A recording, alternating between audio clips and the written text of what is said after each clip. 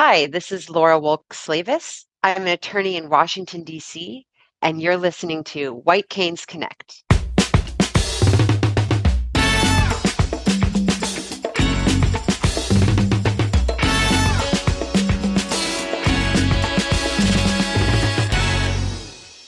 Hey there, PA Federationists. Welcome to another episode of White Canes Connect, presented by the National Federation of the Blind of Pennsylvania. My name is David Goldstein. Joining me today, as always, White Canes Connect creator and co-host, Lisa Bryant. Lisa, how are you today? I am good, David, and boy, have we got a great conversation for our listeners today. We talk with Laura Wolk Slavis, who was the first blind clerk for the Supreme Court.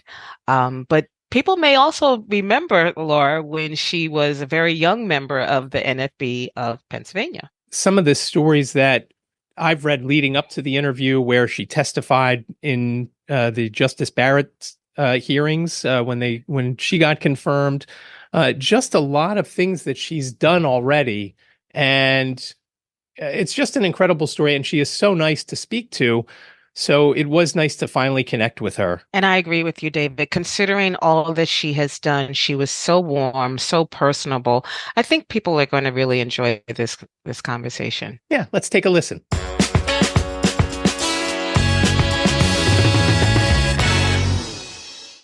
Laura, thanks so much for joining us today. Absolutely. I'm glad to be here. Laura, it is wonderful to talk to you directly. We've heard so much about you. There's so much that we want to go into about, what you're doing now. But before we do that, tell us, where are you now? Where are you working now? Yeah, so I have been in Washington, D.C. for about 8 years now, which is actually pretty scary to think about. Trying to resist becoming, DC-ified. And I spent the first few years working at a law firm, and I also spent a few years working for federal judges, including 1 year with Justice Thomas on the Supreme Court. And Mhm. now for about the last 2.5 years, I've worked at a small nonprofit firm that does all First Amendment constitutional law litigation. Tell us how you came to before, because we're gonna sort of trace your steps Sure. professionally anyway. But before that, how did you become involved with the NFB? Tell us about that journey. Yeah, so I became involved actually very early. So, it's hard to imagine this even for me. So, I was born in 1986, and I had a condition called retinoblastoma, which is a form of retinal cancer. So, my parents found out when I was quite young that I would have some sort of visual impairment. And at the time, having retinoblastoma more or less meant that you would be completely blind. And my parents were living in England at the time. And of course, there's no internet, there's no the type of infrastructure that we all rely on now as part of the NFB just didn't exist nearly as much. But my dad was really motivated from the get-go to figure out, okay, this is very unexpected news. It Mhm. was very saddening to them in some ways, but they wanted me to be raised just like my siblings. And so he started calling people that he knew back in the US and was actually connected to the National Organization of Parents of Blind Children, more or less right away. So he got involved with that group, and they gave him great advice about, what schools they should be looking for and assistive technology and IEPs and all these things. So it was very fortunate that the NFB was already so well known that even then, when we don't have, Google search engine optimization, all these things, my dad was able to find them really fast. And then they plugged us in really quickly to all these awesome early intervention, early Braille, early cane, all of these things that are so critical. So I had zero say in the matter, but obviously I'm very grateful that that my dad was able to connect with them and that I could benefit, from toddlerhood on. Is it me or the fact that you've got cancer? To me, that's scary. That's more scary than the blindness thing. And I don't know if that's because Yeah. I can't see or to me, that just sounds scary. Yeah, it is interesting because it is something where I never really considered that to be part of my identity. I always Mm, thought of myself more, blindness was a bigger part of my identity. I think part of that is just like the naivety of being a child. And my parents were very good, about not being fearful about it and those sorts of things. So I think by the time I just grew up, I don't know, it was something where I was like, oh, um, that was like a part of my history, but it's not the type, thankfully, it isn't something where like I have ongoing treatments or anything like mhm. that. It is something where once it's a tumor type cancer, so once the tumors are eradicated, you're at risk for some things, but it's not something that you're going to be thinking about every day. That is good to hear. Yeah. But thank you for that. So let's talk about, again, your career path. People may know that you even mentioned it earlier that you clerk for Clarence Thomas. We know that you've testified on behalf of Justice Barrett, but you didn't start out pursuing a legal career, correct? That's right. Yeah. So tell us about that. So I originally thought that I wanted to become a psychologist. So I went to Swarthmore College for my undergrad in Pennsylvania, and they have a wonderful psychology program there. They also have a great music program for a small liberal arts school. They have like a relationship with the Curtis Institute in Philadelphia, really Hmm. top-notch teachers. And so I studied psychology and music there, and my thought was, I would um, get a PhD and become a therapist. And I still love that. Like I love that area of science and but what I discovered was once I graduated, I took a job at a Center for Independent Living doing case management, which is, one of the few things you can do with an undergrad degree in psychology. Um, and I just learned through that experience that I don't have the gifts that social workers and therapists have Mm, in order to really minister and walk with their clients. I just, yeah, it was something that I found very difficult, and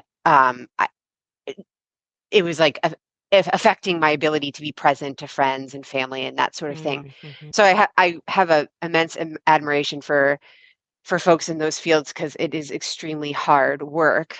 Um, but I knew that I wanted to do something that was still a service profession, something where you really do, at the end of the day, can say, I felt like I really helped someone, or like that's relationship driven. And that's how I eventually came to law as a profession, because I just met more and more lawyers and realized, oh, there's actually a lot more to law than Law and Order, which was my understanding of it at the time. Yeah. So yeah, it just drew me in because it had a lot of the same feelings. Like I really can do some good. You really can work one on one with people, but you're just a little bit more removed from Hmm. the difficulties of life. Hmm. So it was a much better fit for me. So you went to law school, and I read that you actually, even before clerking with the Supreme Court, that you clerked with other just judges, I guess, in other districts. Can you, like, what is that trajectory? Like, Hmm. explain like how that whole thing works when you go to Yeah, law school, you clerk, and even the selection of becoming clerk, just the sure. whole soup to nuts. Yeah. Well, it's a great question because I think actually, people who are learning about our legal system, who care about how our courts work, um, it's really important to know that these people exist because Hmm. they play a significant role sometimes in not how the cases are decided, because that's obviously done by the judges, but just like the writing and that sort of thing. So, um, it's called a clerkship. That's the position is called a clerkship.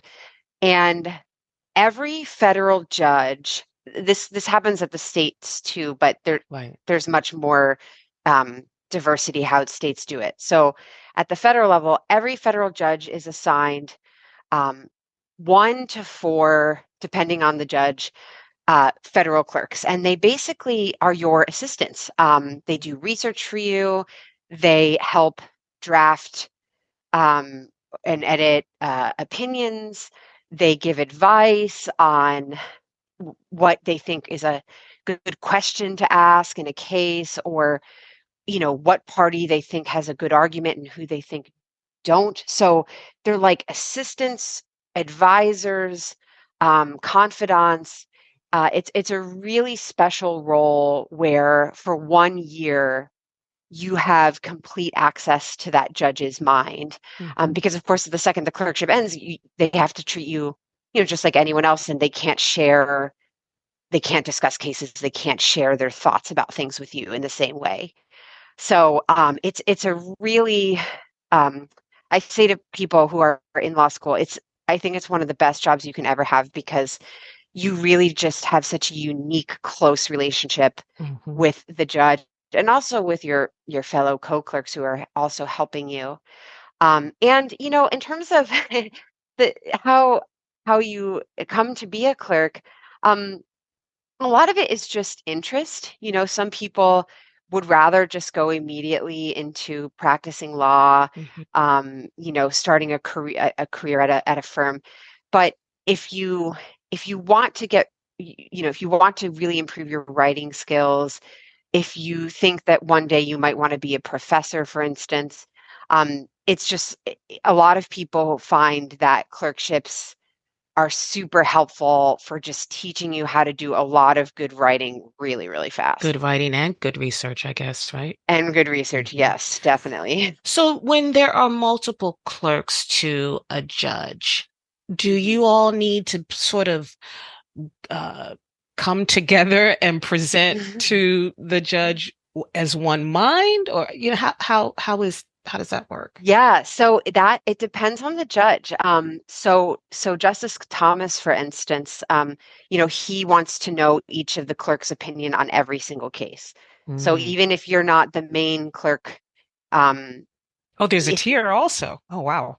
Yeah, so it's like, let's say the judge has, the judge has like, 8 cases and 4 clerks.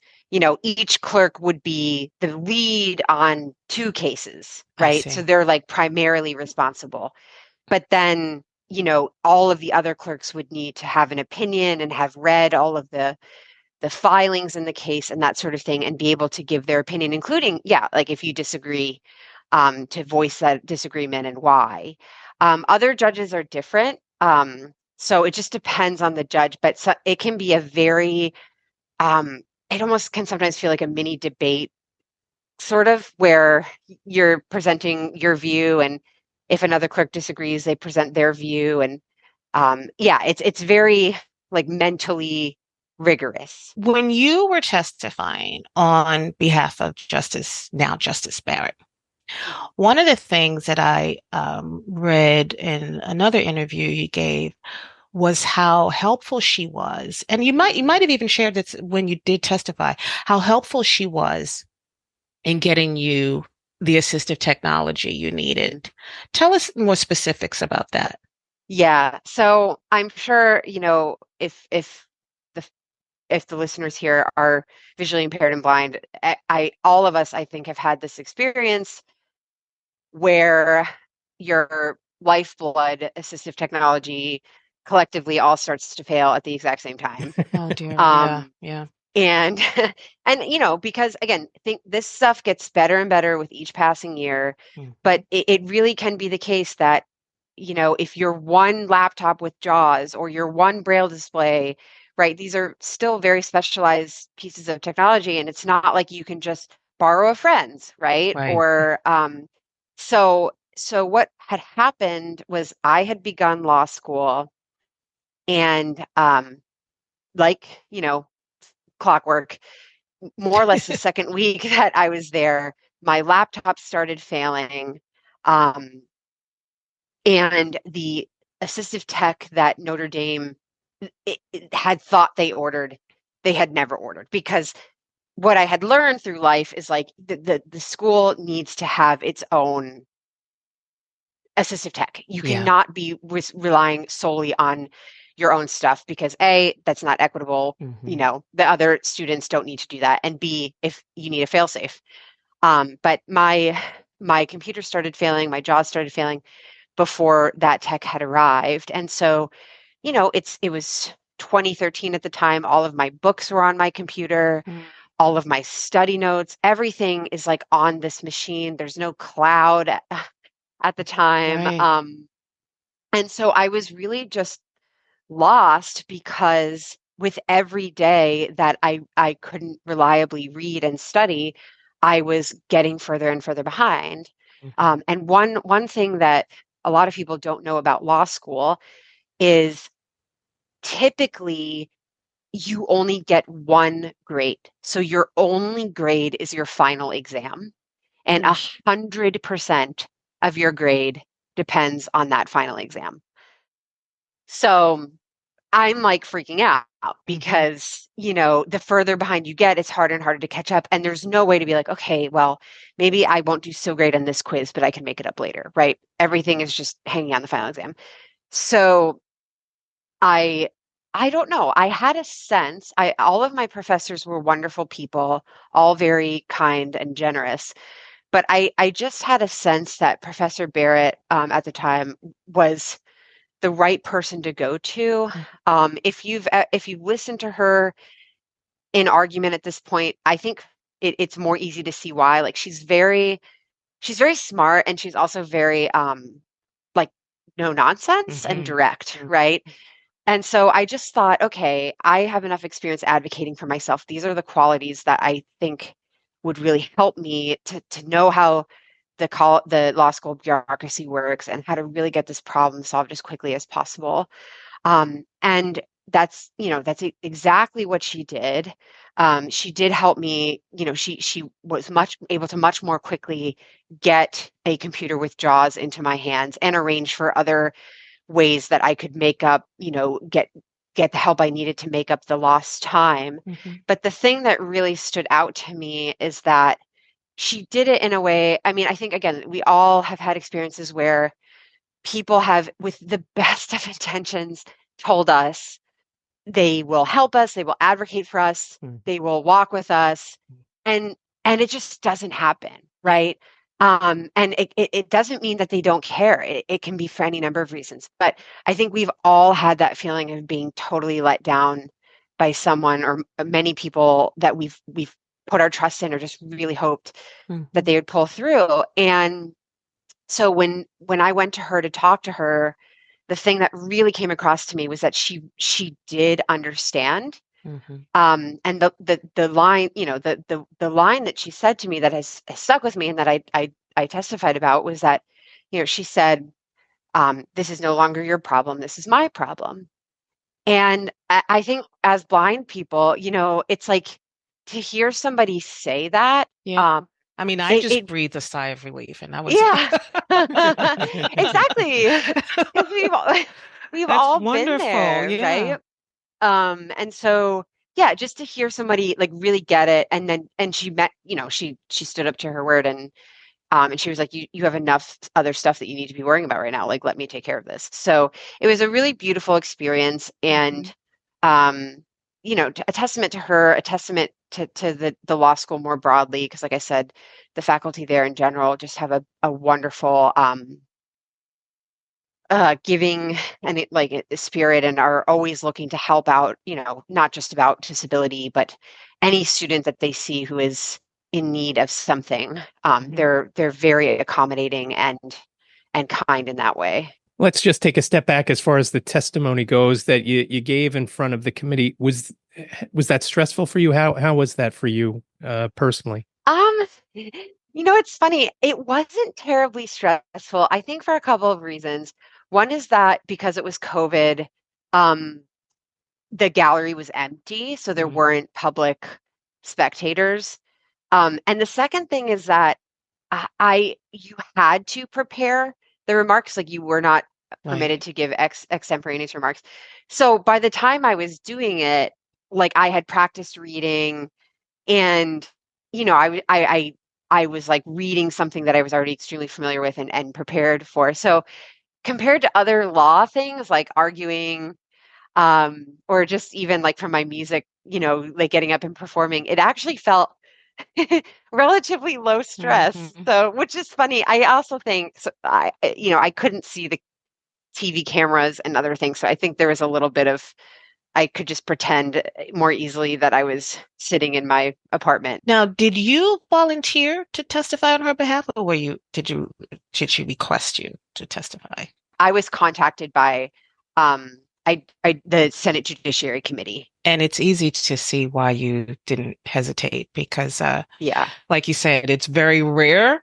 It's like, the best of men are men at best. I heard somebody say that, and people I like mean that. well and they say things, but Mhm. sometimes the follow through, not so much. But Yeah. but talking about clerking for Thomas, Justice Thomas, one thing I also read was that he also got the whole accessibility Mhm. issue. Tell us more about that. Yeah. So this was actually, I thought I knew a lot about him, but one thing I did not know is that he was the head of the Equal Employment Opportunity Commission in the 80s. Mm-hmm. So before, I think after the Rehab Act, but like before the ADA. And he became aware. Well, he had a good friend who has since passed away, but he had polio. Mm-hmm. And so he was completely paralyzed. And again, navigating in a world where this is pre-ADA, it was very difficult for him to get around.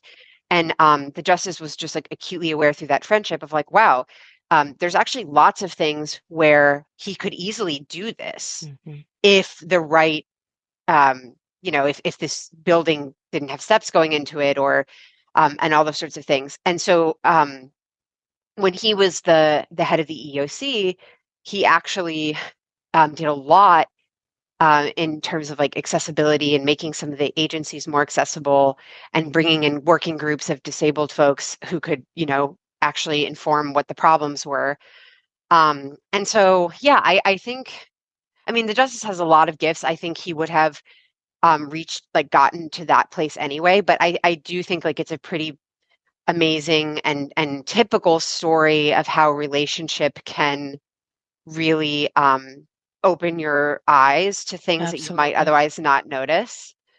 And Absolutely. yeah, and so by the he had the same exact approach with me, and actually I was super intimidated. I was thinking, oh my goodness, how am I going to contact the court and try to get these accommodations and start this conversation, because it's a very intimidating place. But the justice actually reached out well in advance. So that, again, speaking to the forethought that he has, realizing like this, they haven't done this before, right? This isn't going to be like an easy fix of, what's the equipment we need, or like a Mm-hmm. whole lot of people are going to need to learn about blindness specific assistive tech, and we need to make sure all these systems are compatible. So I actually started working with the court over a year before I started Mm.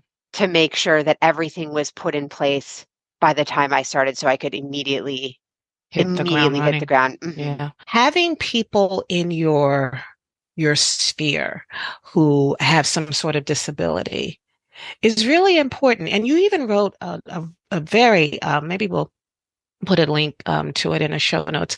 But I thought this was such a wonderful argument you made about that when you were talking about, it was a bigger topic of pro choice, pro life, but at the end of it, like the sort of like, I guess, common Mhm. denominator or baseline or leveling the playing field, however you want to phrase it, was that all of us need to be aware of how close are we in our to people with disabilities? Like, what is the extent of our exposure? Because it does make a difference. Yeah. Maybe Justice Thomas, as you well pointed out, maybe he would have arrived there anyhow, but it probably did help to have some personal connection with someone with a disability. Absolutely. Yeah. And it's funny because I talk to people and I say things like, it's not like I'm immune, right? Like if I meet a person with a completely different disability than me, then I have like, sure, I might have a leg up in terms of like, okay, I know that I'm going to assume that they can do things. I know that I, should speak to them directly and all these things that a lot of people have to learn. But when it comes to the actual nuts and bolts of like, oh, how does a person who uses a wheelchair, how does a person who uses a ventilator do X, Y, and Z? I'm as clueless as the next person. Right. So like we all need to be, continually making friends with or becoming colleagues with or neighbors, whatever, right? Whatever your relationship is with people with different types of disabilities, because we all need to keep learning. Yeah. Yeah. And we should also note, Professor Barrett, was she also instrumental in helping you even apply for the clerkship? Yes, she was one of my recommenders and just gave advice, lots of advice about um, the package you put together and that sort of thing. So she was definitely a mentor to me in multiple respects. Something else I came across in the interview you gave was that Justice Thomas saw the difference between your work ethic and whether or not accessibility was an issue and you achieving, whatever you had to achieve at the time. How did you cultivate a work ethic like that it was so apparent? I think part of it was just the drive, so showing up to work ready and just talking about what you wanted to do and your goals.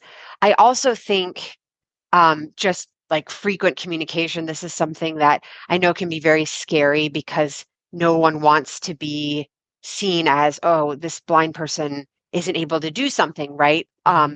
So it's very scary to go to a superior and explain, hey, I'm having this difficulty. But I think that if you learn how to do it in a way that is very much emphasizing, this is a problem for me because I was in the middle of, or, I had done all this research, but instead of just saying, like the framing is just being like, I can't, right? I can't do X. Then what you're fronting is all the things you have already done, and also like um, your willingness to find a solution. And I think another thing too that helps that come across is to have done a little bit of research or talking uh, with other blind folks or other, just to try to figure out what a possible solution could be. Because then if you go in and you say, here's a problem, but here's how I think we might be able to fix it, even if you're wrong, you're communicating. I want us to get to a place where this obstacle is gone and I'm able to continue doing my work. What are some of the challenges that you still have today? I know you've mentioned JAWS. It's probably gotten easier over the last 10 or so years as far as going through things, but what are some of the challenges that you still face as far as the assistive technology goes and the way things are done? Yeah, I think so. The access, I mean, it's just, like right now JAWS has like a subscription model, right? So it actually is quite easy and to hop from one computer to another if you need to. But I think, I think part of the problem is that technology is moving faster and faster and faster and faster, and it's just hard for our assistive technology to catch up. So, increasingly things are done by people taking screenshots. Those aren't always accessible, or you have, it takes a much longer amount of time. The platforms like the research platforms, or even on Microsoft, they're developing these more and more sophisticated tools where, it was perfectly easy to do something the old-fashioned way, But now with these like very intricate or sophisticated interfaces, right? Like they don't always play nice with JAWS, or not every aspect of them works with JAWS. So in some ways, it's like the more that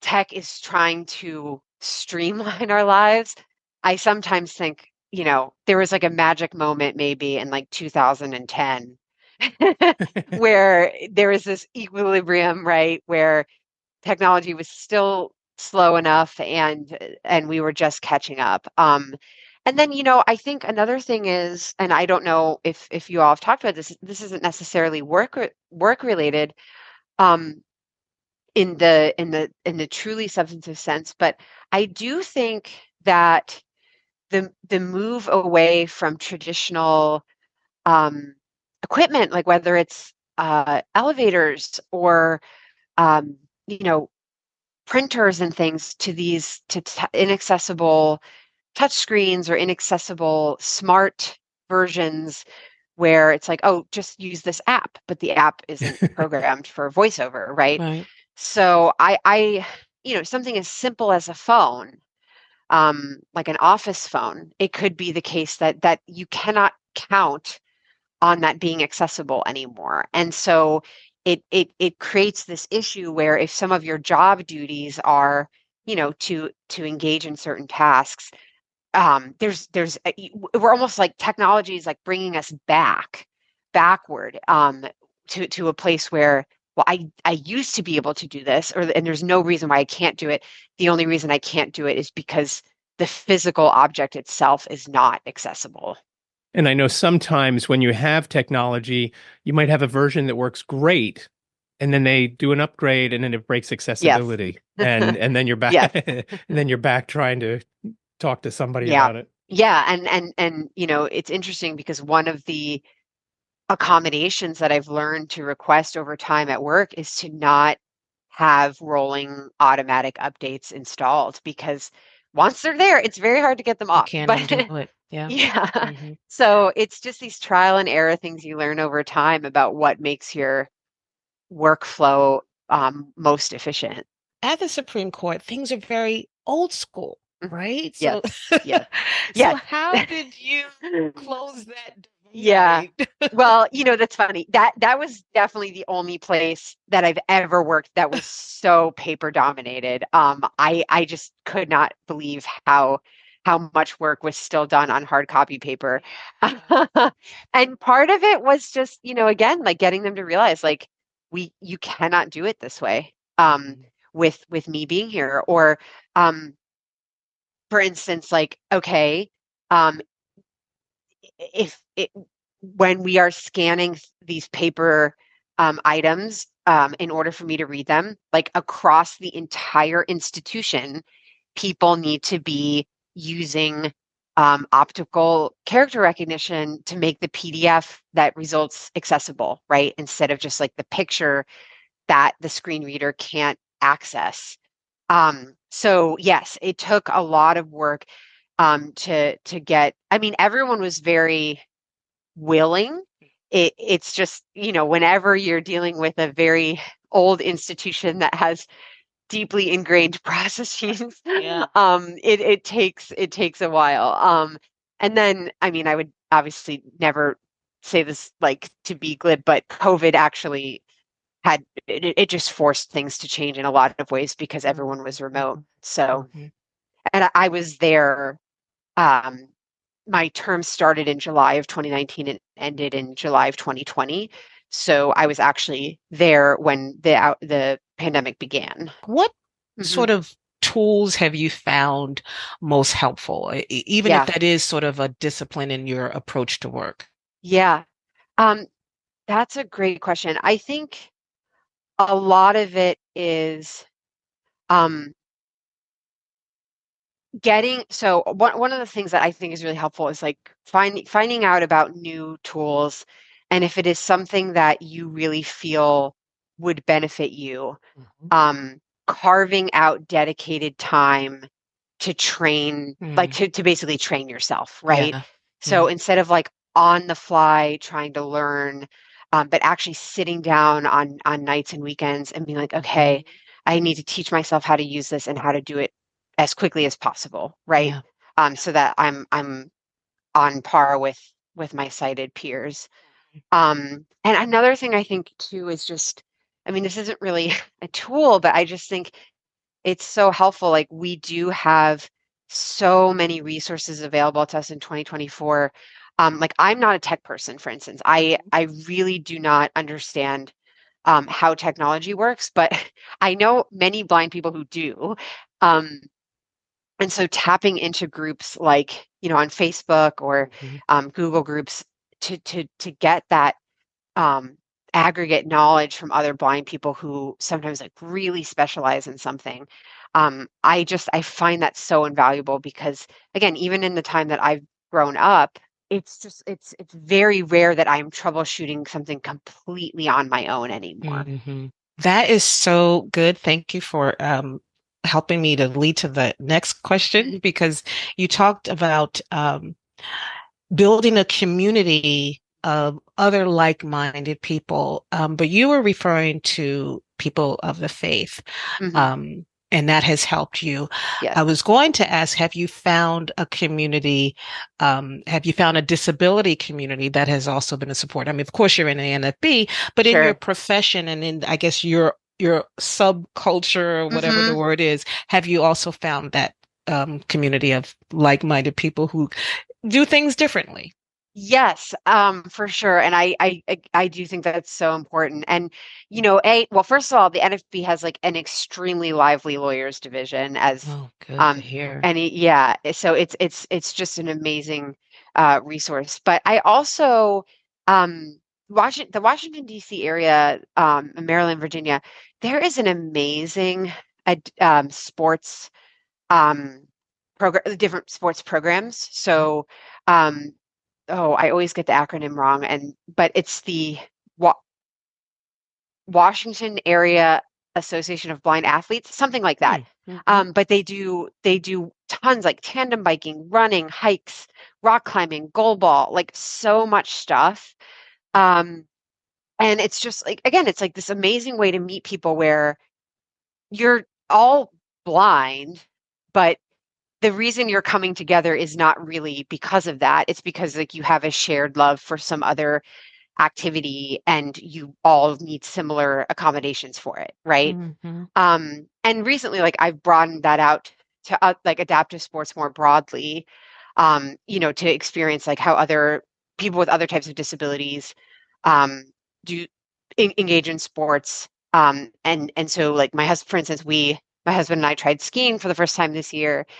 And I just find, that kind of community where you get all the benefits of being around other disabled people, like you tell the jokes and you share your embarrassing stories, and but you also are learning a skill together. Yeah. It's just been so fun. Yeah. That's so good. That's so good.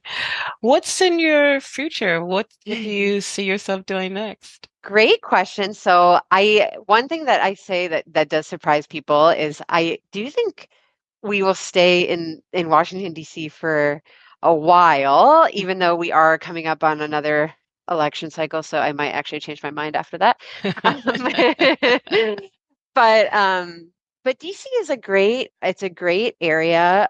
There's tons of community and history. It actually in some ways does remind me a lot of when I lived in Philadelphia. Hmm. So yeah, I think it's funny. For a long time, I felt like I had a different job every year, or I was moving a lot. And now I just feel like, I found a great place where I love working. I love our neighborhood and our place where we live. And so, Hmm. yeah, I think for the foreseeable future, it will be a lot of putting down roots for the first time in a long time. Good for you. And do you find that you are in law that is practicing your passion? Yes, definitely. So we do it's all religious liberty, First Amendment. So our firm's motto or slogan is religious liberty for all. So we really try to represent people of all faith traditions, not just a few. Hmm. And so it's been really rewarding to me because I've learned a lot about people from faith traditions that are, non-Western or just in other ways very, very different from my own. And so it's been rewarding in that way. And then just the work that we're doing, it's much more like mission work versus Mm-hmm. just to get a paycheck, Yeah. Yeah. If someone comes to you, high school student maybe, and they say, "Hey, I'm thinking about looking into law," what would you tell them? How would you tell them to go about it? Yeah, that's a great question. Well, I think the first thing I would tell them to do is I think increasingly a lot of college undergrad programs have amazing pre-law programs. Like you can take constitutional law, you can take um, a lot of courses that can help you determine whether you really do have an interest in law, or if some interesting news item or something else has just like caught your interest for a small amount of time. So I think engaging in classes, there's amazing internships you can do at the undergrad level, especially in the nonprofit space, actually, at nonprofit law firms and other things like that, that can really help you determine whether you think law is right for you. Mm-hmm. And then I think the other big thing, the big piece of advice I give people is just to make sure you're doing law for the right reason, and because you really feel called to it. Mm-hmm. Because it can be a very demanding job, and especially if you're working at a big firm for whatever, you feel like you need to work there to pay down loans, or whatever the case may be. It can be a very hard job, and long nights and long weekends, and time away from family and friends. And so I just think it's very important to know that this is something that you feel very convicted about, because otherwise um, you can just become unhappy very fast. Yeah. And that's something, you want to avoid doing. I was at a conference last week, and the people at the conference, it was non-law related. They were saying, figure out who you want to help. If you're just doing Mhm. this for money, it Yep. you might do okay. But if you're doing it for a reason, for a purpose, Yeah. it's going to turn out a lot better.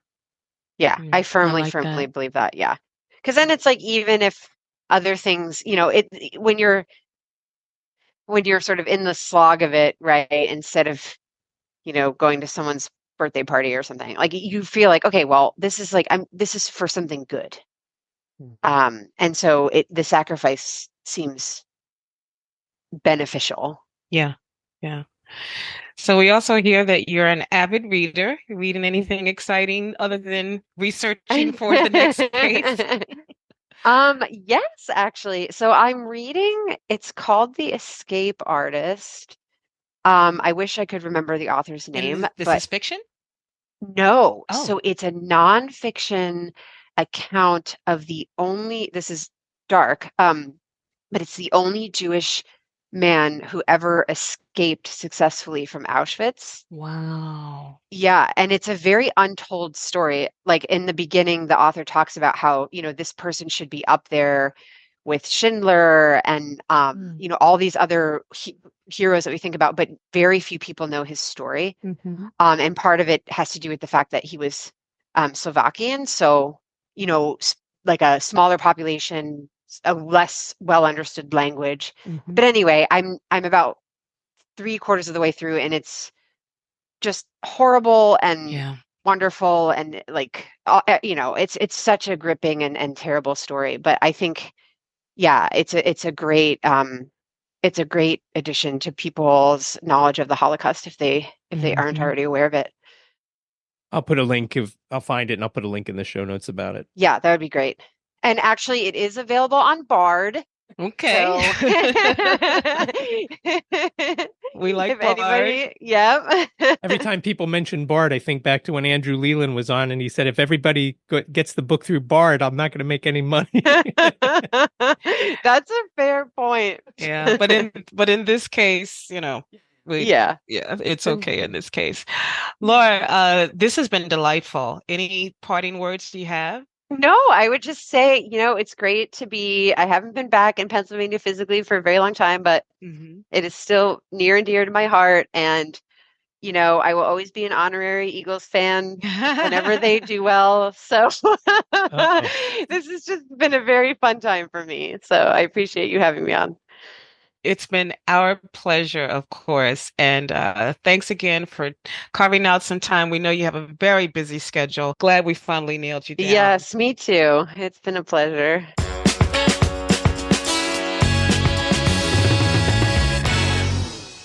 Thanks again to Laura for stopping by and giving us all the information, taking us through her law school days, the assistive technology that she uses, as well as clerking for Justice Thomas. What a lot of information she gave us, Lisa. She really did. And it was just so fascinating to hear how she just moved from one door after another opened for her. But, I guess clerking for the Supreme Court, that that will also open some doors for you. Right. And I'm wondering that, and she didn't lead to it, but I wonder if one day she's got aspirations to be a judge somewhere down the line, and we didn't really ask her that. But I wonder if that's something that's, she's done it obviously both at the Supreme Court level and then some other federal levels. So it's so funny that you said that, because when I asked what's in the future, I was kind of wondering specifically about that, like if she saw herself as one day in the black robe, so to speak. Right. And just how powerful that would be for blind folks everywhere to, whether it's the Supreme Court or just, again, some other federal court or wherever it may be. I mean, justice is blind, so why shouldn't we be there? But I agree. But, Laura is also impresses me as one who's very humble. So she might be keeping that under her hat for now.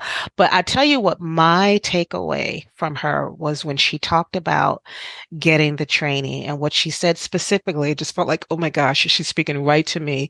She said, not just learning it on the fly, but really taking that time to sacrificing that time, whether it's in the evening, on a weekend, like, how do I learn this thing so I'm really good at it? I thought that was golden advice. Absolutely. And it's funny because, as I mentioned in the episode, I was at a conference last week, and some of the things that for me to do, I'm going to have to do it differently than everybody else there.